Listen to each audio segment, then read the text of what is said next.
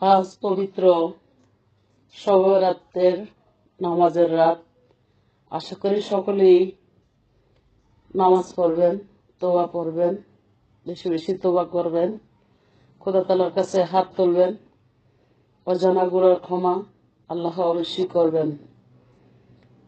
অনেকেই আমার কথা শুনে মন্তব্য করতে পারেন, কারণ আপনারা মন্তব্য করলে কোনো আসে যায় না।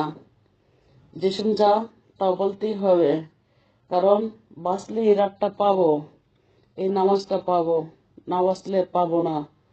তো এসব কিছু যা করে যাচ্ছে সাথে কিছুই যাবে না।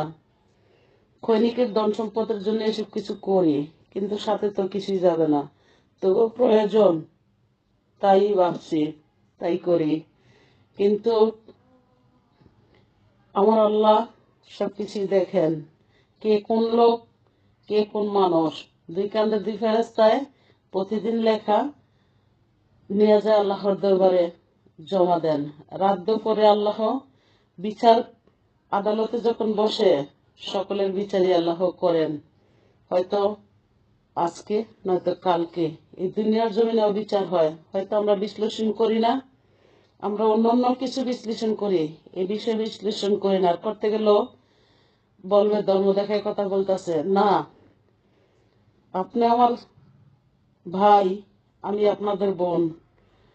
আপনাদেরকে আমার সতর্ক করা কর্তব্য, আপনারা আমাকে সতর্ক করা কর্তব্য। সকলে আশা করি নামাজ পড়ে গুনার তওবা পড়বেন, আল্লাহর কাছে ক্ষমা চাইবেন। আল্লাহ ক্ষমা করার মালিক, সমস্ত কিছুর মালিকই আল্লাহ, কোনো কিছুর মালিক কেউ না। এই যে আমি কথা বলতেছি, আল্লাহর হুকুম না হলে আমি কথা